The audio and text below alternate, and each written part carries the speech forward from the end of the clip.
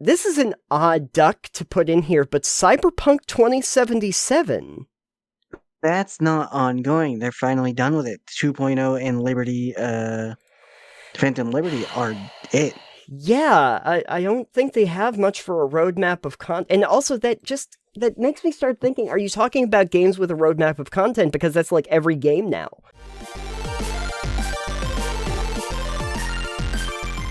Recently we got nominees for the Game Awards, and I know how much I know how much you love the Game Awards. Oh, yeah. You know how much I love the Game Awards or any Game Awards? How much? You can see it on my enthusiastic Game Awards poster in the background. The one I don't have. It's invisible. Yeah. I don't tend to care much about Game Awards. The only Game Awards I really care anything about typically are like the Steam Game Awards. Oh, okay. Yeah. Because those are 100%, as far as I'm aware, don't quote me, I did not research this. Those are like 100% voted on by players. Right.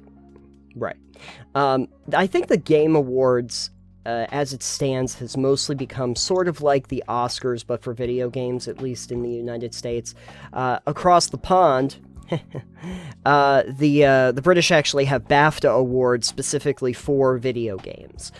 So it's not just for film and television. They also do it for games too. So you'll see some video games that literally get the same kind of awards that they would give to like premier movies and stuff, which is interesting. BAFTA award or award nominated games. I've seen those for sure. Now, the Game Awards I value about as much as I value IGN and Kotaku. Perfect, which not at all, right? Pretty much. But hey, I mean, they've done quite a bit with it. It started as very like Spike TV style, sort of, raunchy, very, edgy sort of thing, and they've tried to modify it into much more of a premier prestige sort of event. In similar fashion to the big award shows. Are you telling me Spike TV didn't last? I'm not only that, but I'm also telling you Spike TV did not scream prestige in terms of its... Very fair. But anyway, so the Game Awards were announced, and there's many categories, and I thought that we might go over a few that we are particularly interested in, if anything, which, I guess that's up to some people. In case you're wondering, stuff like esports, we're not really going to talk about. We're not really as big on like maybe the multiplayer or the sports games or stuff like that, but FIFA 2024. Let's go. It's the best. You know what? Just for clarity's sake, I'm going to tell you what the games in the best sports/racing is, so you can tell me how much you care about them. Okay? I mean, GT's Gran Turismo 7 or 8 might be in there, and that one's pretty decent. Same with Forza, but let's see. Let's go. First up. Okay. Sports. So yeah, first up, sports. Here we go, folks. We're doing this.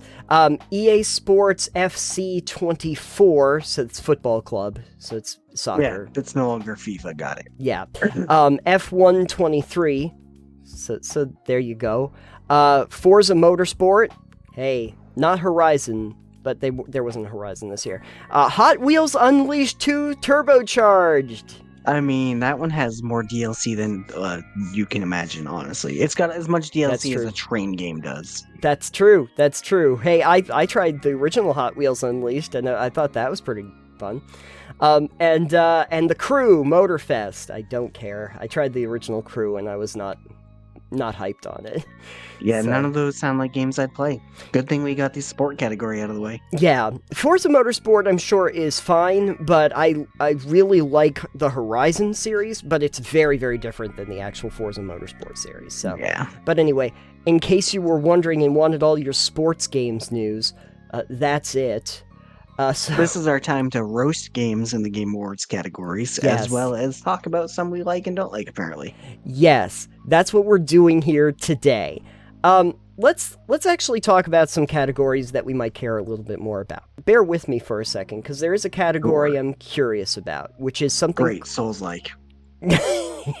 I'm sure that's in a different category. Is Best Adaptation. Okay. Adaptation of what? I'm not sure. Oh, okay. I know what it is. It's about film or television adaptations of games. Uh, Got it. So what's in this category? you've got Castlevania Nocturne. I guess that's fair. That is a Netflix series, right? Yes. You have the Gran Turismo film, Did not know they were making one. Okay. and it's already out, and it was already in theaters. The Last of Us, which was the HBO series. Yeah. The Super Mario Brothers movie from Illumination. Didn't see it. And then, Twisted Metal, which was the series that they did on Peacock. I forgot they were doing that. Yeah, they did. I think the only one I've heard anyone talk about at all ever has been Castlevania. Yeah. So I saw the Super Mario Brothers movie, and that was pretty good. And then the only other one that I'm really familiar... Well, I heard The Last of Us was really good. Twisted Metal, however, I'm a video game nerd, and I don't even care about watching that. So, Yeah. so there's that. Okay, let's actually talk about some game categories. Let's get into some actual... Let's go. Best RPG, Alex. Oh, Baldur's Gate 3. Baldur's Gate 3, you think? I don't know. I've seen a couple of these, so I'll have you go over the categories or the games listed here. And Okay. I know from watching one video that I think was some Ordinary Gamers, there are a bunch of categories that have the same games in them. Well, now, okay, so this is at least something I'm familiar with, but here we go. We've got Baldur's Gate 3. You called it. You've got Of course. Final Fantasy 16. Mm-hmm. Lies of P is in this category. Which, yeah, I guess. Really? I guess on what metric are we counting it a role-playing game? An RPG? Yeah, I mean, I guess if you consider Souls-likes to be in the same realm as RPGs or action RPGs, because that's really what it is. Yeah. Does it have leveling mechanics? You've played some Lies of P, right? It does. It in the same way that Souls-likes usually do, where you can invest your whatever the currency is, and you level up, and then you can level up the individual stats and stuff. But well, I guess in that aspect, then yeah, it classifies as an RPG. Like, we're not here to tell you what genre games fit into, but no. Would I put it in an RPG category if I was picking RPGs and purely RPGs for you to play? Probably not. Probably not. Is it technically an RPG? Yeah. And look, I liked Lies of P when I tried it out. I do plan on playing the full game and see how well I do. I can tell you, though, and this has been something a lot of people who even play Souls-likes have said, is it is hard. It is a hard game, and they are not wrong. There were some bosses in that I literally cheesed to the nth degree. The only way I could get past the Mad Donkey, Alex, was I lured the Mad Donkey to a sub-boss that I didn't bother beating before, and I had the two of them fight until one of them was dead and the other was down to a little health, and then I came and bopped him on the head, and I got rid of both of them that way. Listen, it doesn't matter how you defeat them as long as you kill them. Exactly. That's the whole thing I take away from Souls-likes. However you did it, it worked. Sea of Stars, played a little bit of it. It's like it's more like pixel graphic, like top-down, more classic one. I've heard a bunch of people were really excited, and I think it was doing really well. Mm-hmm. Yeah, it was. And then, Starfield. Starfield. It's in there. There you go. I'm sure there are other RPGs that could have beaten out Starfield. Oh, they're probably... maybe. It's hard to say. My vote would have to be Baldur's Gate 3. Obviously, that's a huge game with lots you can do in it, and it's just really good. I haven't even played Baldur's Gate 3, but I would say you're right. I do have to play it before the end of the year because I want to talk about it in my best to worst list. There you go. And so I will, but yes, from everything that I've seen, it makes sense that it would be that, although maybe they won't give it to Baldur's Gate 3 for this category because they want to give it to I imagine it's in the Game of the Year category. So they might... I think you can get more than one category win. I'm gonna go to Action Adventure. Best Action Cool. Adventure Game. Cool. Elden Ring. Let's see. No, Elden Ring's been out. Okay. Here's your category. Oh, I haven't played any of these. That's good. That's great. So we've got Alan Wake 2. Okay, that came out recently, I think. Very recently. I think Very in the last recently. month. Marvel's Spider-Man 2, which is a game where you get to play 2 Spider-Mans. But Whoa, 2 of them. But, notably, you can play 2 Spider-Mans, but there is no multiplayer. so there is that little caveat. Anyway, so there's that. Resident Evil 4, obviously the new version. The remake, right? The remake. Yeah, I've heard good things about it. Yes. Like, it's just a better version of the original one, but... Yeah, and hey, I'm sure it's great. Jedi Survivor. Star Wars Jedi Survivor, which if it's anything like the first one that they did, then I understand that. But again, it's weird because that I also think of as a Souls-like. So Right. Lies of P is a Souls-like that's in the RPG category, and then the Jedi Survivor is a Souls-like that they're putting in the action adventure category. So I'm trying to think how they determined which like that Lies of P goes here and Jedi Survivor goes here. Is it because of the level of platforming? Because I guess Jedi Survivor is more of that. I don't know. No idea. And oh yeah, the one that's probably gonna win. Legend of Zelda: Tears of the Kingdom. Maybe, yeah. What was that first game again? Alan Wake 2. Right. No, Tears of the Kingdom. What, back action adventure? It's action I don't adventure. know. My guess is Tears of the Kingdom. If I were to, yes, I would guess. Or possibly Spider-Man. Possibly the Spider-Mans. I will never discount the Resident Evil stands. That's so fair. There is a very good possibility that they might just say Resident Evil 4 because people really just have nostalgia for the Resident Evil 4. Isn't the Game Awards not voted on by, like, gamers? They're voted on by, like... Oh, you can vote for these. I'm on the site. You can vote for them here. Yeah. Oh, okay. Never mind. So wasn't there something? Maybe I don't remember. There was some award show. There are where some. it's like you get to vote, but like the actual votes that matter are this group of people out here, and it's really just industry people. Yeah. Well, that's most award shows. Yeah. So I don't put any stock in them, anyways.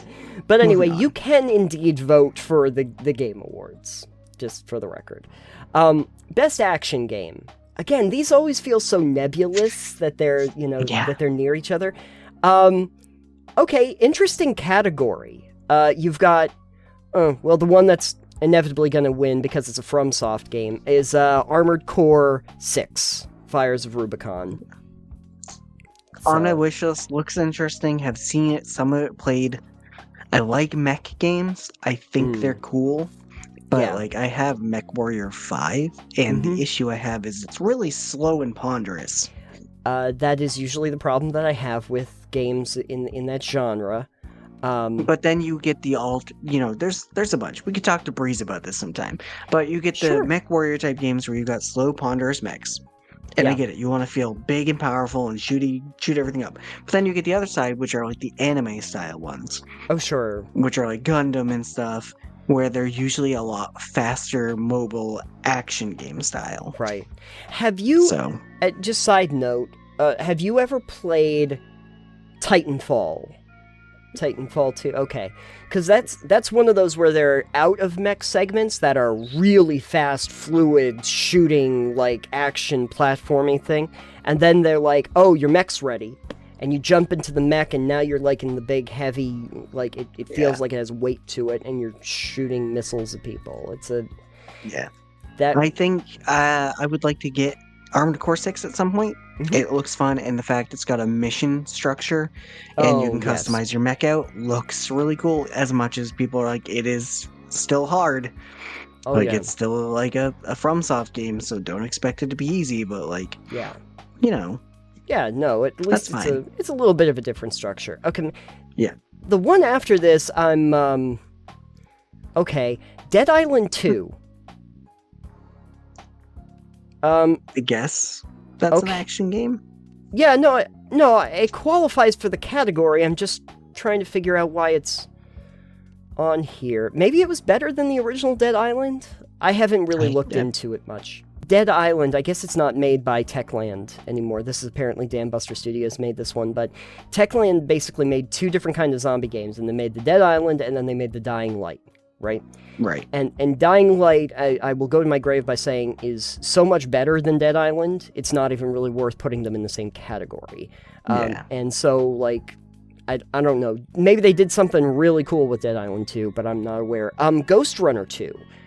Not as familiar with it. I've seen it so many times, and I think there's people that are very positive about it, but I don't think it's my kind of game, personally. Yeah, I don't know much about it, so... Yeah. The one that I'd kind of like to see win, Hi-Fi Rush from Tango. It was one of those games that was a real big surprise right out of the gate. No one really knew it came out until they did like a Bethesda Direct. And they were like, oh yeah, it's on Game Pass right now. It's releasing as we speak. And then everyone played it and was like, oh wow, what a great new IP they built. Like out of the ashes of this like rhythm-based combat game with great music and fluid graphics and stuff. Probably, I mean, there's a From Software game though, so... Yeah, I would say probably Hi-Fi Rush or Armored Core 6. Armored Core. Oh, there is a 1/5 option though, which does throw a monkey wrench into this, which is Remnant 2. No. I don't think it's going to. No. I liked Remnant. I heard really great things about Remnant 2, but I don't, for this category, I don't know. I don't know if that makes sense. Let's see if we can do something a little bit different. Let's do Best Ongoing. Ongoing? What is that, like a live service game? Like, yes. Genshin Impact. You know what? Genshin Impact is one of them. Cool. Is Raid Shadow Legends on there too? No. No Raid. Sorry. But this is interesting. Okay, so we've got Genshin Impact. We've got Fortnite. And Apex Legends. Yeah, Fortnite's probably going to win. Well, it's Fortnite, it's Apex Legends, which is like Fortnite. From Respawn, who also did Titanfall. So there's something. And the Jedi Survivor. Final Fantasy XIV. And... Oh yeah, that's an online game. And this is an odd duck to put in here, but Cyberpunk 2077. That's not ongoing. They're finally done with it. 2.0 and Liberty, Phantom Liberty are it. Yeah, I don't think they have much for a roadmap of content. And also that makes me start thinking, are you talking about games with a roadmap of content? Because that's like every game now. Yeah, but it doesn't have a roadmap of content. They said, this is it. This is the final thing. We're not doing anything else for Cyberpunk. Yeah, so how is that in the category? That's just really weird. After you put the other games up there to put Cyberpunk, it's a very different animal from those. And it didn't come out this year. No, well, but it's Best Ongoing, remember? Oh, that's fair. That's fair. Why isn't Raid Shadow Legends on there? They gotta shell out more money. On there? They gotta shell out more money. I think that's what they gotta do. I think it'll go to Fortnite. Everything always goes to Fortnite. Exactly. Unless you have to think about the average person who's probably voting for the Game Awards. Is it going to be the 12-year-old who wants to play Fortnite all day long? And the 20-year-olds that play Fortnite. Oh, that's true. If you're 12 or 20, let us know if you play Fortnite. Best sim or strategy? Okay, so I'm trying to think... City Skylines 2. Good guess. Can you think of anything else that might be in here? City Skylines 2. House Flipper. No. Sorry. Damn. House Flipper 2 comes out in December, so... Oh, okay. Yeah, I think it was a little bit late. What is on here, though, besides City Skylines 2? Company of Heroes 3, which... Okay, great. THQ. Yeah. Relic Entertainment. That's Sega. Advance Wars 1 and 2. Reboot Camp. I haven't even heard of that one. Yeah, I know. It's a Nintendo game. They're usually on mobile, the Advance Wars ones. Great. Fire Emblem Engage. So. Okay, that might do well. And Pikmin 4. It's a lot of Nintendo. That is 3 Nintendos out of 5. I'm gonna say Fire Emblem or City Skylines, but City Skylines 2 had a rough launch. So I heard. So here's 2 categories that I want to go into. A little bit. Which is... Let's go. Best Independent Game and Best Debut Indie Game. Okay. Okay, which do you want to do first? Let's do Best Independent Game. Okay. Best Independent Game. Okay. Alright, so here's what we got. We've got Cocoon. I haven't heard of it. Dave the Diver. Have heard of it. Dredge. You've played Have that it. one. Yeah. And played it. Mm-hmm. I've played the demo with that. Sea of Stars. Played a little bit of it. And Viewfinder. Not familiar. Okay. So, as some people have pointed out, this does... A bunch of the internet, including our friend in the Discord, to me, Clayton Calix, thank you. Yes, Clayton even mentioned this, is that Dave the Diver is an interesting one to put in indie games because they are owned by a large studio. Yeah, Nexon is a Korean studio. Yes. Multi-billion-dollar studio. Right. And another thing that a lot of people had pointed out in that same regard is, depending on how you really want to talk about independent games, that it's an indie studio that's not part of major studio conglomerates, Baldur's Gate 3 could qualify for this category. Because Larian is an indie studio. Technically, yeah. So... they have AAA quality. That's true. But they've spent their time doing the same type of game. That's true. And building on the skills they know. It's interesting, too, because, usually when I think of an indie game, I'm thinking that maybe they're self-publishing. Like they're self-publishing. But if we look at this, like, Cocoon is Geometric Interactive, but Annapurna is the one that's publishing it. Dredge is from Black Salt Games, but Team 17 publishes them. So... I am curious as to, like, what we would consider to be an independent game when you have publishers that are bringing them in. So, anyway, there's that. But then Best Debut Indie Game, there's definitely some overlap because Viewfinder, Dredge, and Cocoon are on here, too. Mm. And then Venba and Pizza Tower are on here as well. Seen Pizza Tower on Steam, don't know anything about it, and don't know Venba.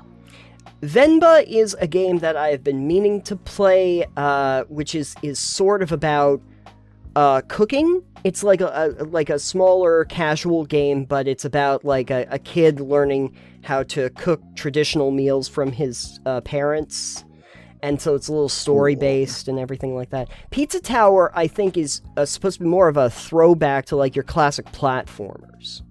Okay. So there's a little bit of that, but there's definitely some overlap in this particular category. I would vote for Dredge for both of those. Yeah, you know what? I would probably do the same thing, just because it's the one I'm familiar with. I enjoy it a bit. I haven't gone back to play it in a while, but it is the gameplay loop is fun. It's a little challenging. It's a little spooky. It's an interesting game, and I think it's well done. Sure. 2 aesthetic ones that I want to look at is just the audio and the art direction. Because audio and art direction? Okay. Yeah, so the first one is audio. I only say that because we do a lot of audio and design, and it's kind of in our thing. But audio design. Ooh, great category for this. You've got the Alan Wake 2. Haven't played it. You've got the Dead Space. The new Dead Space. I've been starting to play a little bit of the new Dead Space, which I'm very happy about.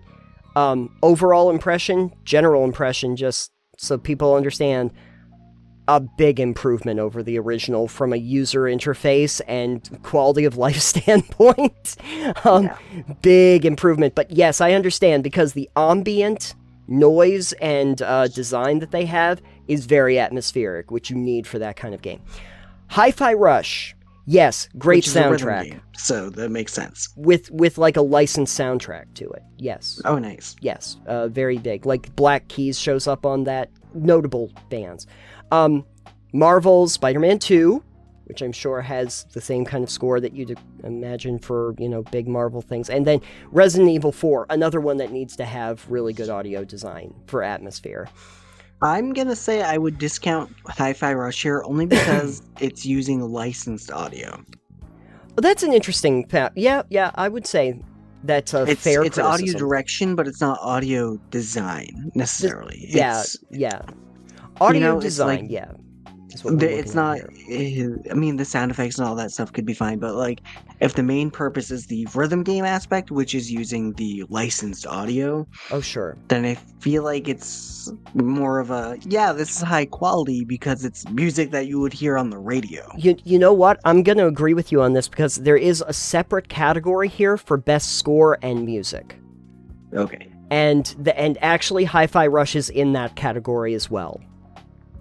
So I would say just leave that to that, because when I'm thinking of audio design, I'm thinking about how it's actually put together in terms of the atmosphere and trying to lend itself to the game itself. Which is, I'm just going to give it to Dead Space because I think that they did a really great job with the atmosphere and the sound design. Very, very good for when you get onto the Ishimura. In case you're wondering, very similar for score and music because Alan Wake 2 and Hi-Fi Rush, Final Fantasy 16, Baldur's Gate 3, and Legend of Zelda all come up on that one. That's fair. Yeah. They're all pretty good. Alan Wake, I think, has pretty good audio as well. I think I've seen a bit of one or two, and it was pretty atmospheric, but I haven't played them. If Remedy is doing anything with this one as they have with previous games, like when they did Control, I imagine that it's a pretty good musical score. Okay. Art direction. Okay. Yes. Let's talk about art direction. We've got Alan Wake 2. Some people have a real hard-on for Alan Wake 2, it seems like. Some people, as I said, a lot of the categories have a lot of the same games. It really just featured over and over again. I don't know if that's a healthy sign that there just weren't as diverse a crowd of different kinds of games that could get into these categories. Don't know who picks them. Yeah, that's true. Hi-Fi Rush, though, which is a pretty clear contender for this category. Yeah. Lies of P, which I guess, but I don't know if it did anything particularly outstanding in art direction. It kind of looks like a FromSoft game, and I think it's going for that anyways. It looks like Bloodborne. It's just kind of a gothic environment, which they can look fine, but it's not an art direction you don't expect. Right. And then we have Super Mario Bros. Wonder, which looks like a 3D version of Mario. And then we have Tears of the Kingdom again. Which is just the base game of Breath of the Wild. They didn't change anything for that. If you like the art design of Breath of the Wild, you're going to love the Tears of the Kingdom. I would definitely give it to Hi-Fi Rush. I've seen what the game looks like, and it's, first of all, something out of the gate that you'd never heard of before. Brand new IP. Beautiful. And it's well done. And it's like, okay, you went with it. You said, we're going to run with this style and make everything fit it. 100%. I have to admit that rhythm-based games are not my favorite thing, but what I did play of Hi-Fi Rush, the immediate impression I got was, holy shit, the graphics. Like, just I literally, not only is it like this beautiful, cell-shaded animation style, but it's also so silky smooth in how it's in how it's produced, and it's really a standout. That's like a no holds barred. I would just say, that's what I would go with. I want to talk about narrative. Baldur's Gate. Yeah, you bet. You bet. And you know what? It probably has a pretty good chance because it's up against Alan Wake 2, again, Cyberpunk 2077 Phantom Liberty. I heard the narrative was good in that, but again, Baldur's Gate. Yeah. Spider-Man 2 and Final Fantasy 16. Yeah, Baldur's Gate 3 is still... Baldur's Gate, 100%. I mean, Final Fantasies have a very formulaic structure as is. I don't know if 16's any different than the last 15. Right. Right. But it's a teenage protagonist wants to kill God. Yeah, I'm pretty sure that's something at least approximating. God. That's approximating probably what it is. I'm pretty sure Yahtzee or someone else that I listened to said something about like the JRPG genre is there a lot of that is the thing. It's like, here's the premise, angsty teens. I think it was listening to Legend of Dragoon maybe. Someone did a lengthy retrospective of that. So let's just get to the big one. Game of the year. Let's do it. Baldur's Gate. Yeah, we got Baldur's Gate 3. Here's the other competitors. We got 6 in this category. Here's what's up. We've got Alan Wake 2. Marvel's... No, too new. Marvel Spider-Man 2. No, just Marvel. Resident Evil 4. Maybe? Which, man, I'm always fascinated with the number of remakes that are then up for Game of the Year for being the game that was there before. Super Mario Brothers Wonder and Tears of the Kingdom. Absolutely not. It's going to Baldur's Gate. It would be Baldur's Gate broke all the metrics when it came out. Yes. Like, it broke Steam. Yeah. And frankly, it is a once in a blue moon sort of game where you actually have a studio that's able to spend the time, have the resources, have the IP, and have the ability to build a game as good as that. It is a rarity to see that in the modern gaming space, and I think they're gonna. It has paid off for them. So there's that. Not to throw too much shade at some of the other ones. Some of these are ones I would want to play. Most of them are ones I'd want to play, but I don't see them beating out Baldur's Gate 3, which will probably sweep. And there was a whole discussion, and this is not the topic, like around when Baldur's Gate 3 came out and it massively succeeded. But like there's a whole discussion around like the games industry being like, oh, we can't match that quality all the time. This can't be the new metric you need to judge everyone else by. And That's it's like, we don't. No, we're not doing that. We're just saying this is what an indie game company can do. You guys need to have a standard that's at least not shit. Right.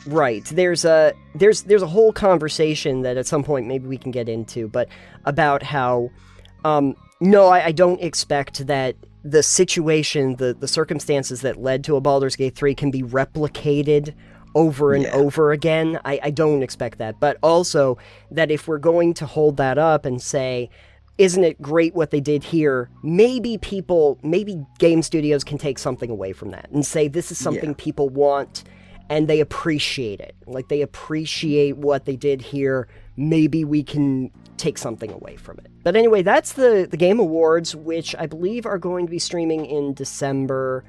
So it's coming right up. And we'll see what wins. We'll see if our predictions are right. Although I don't really...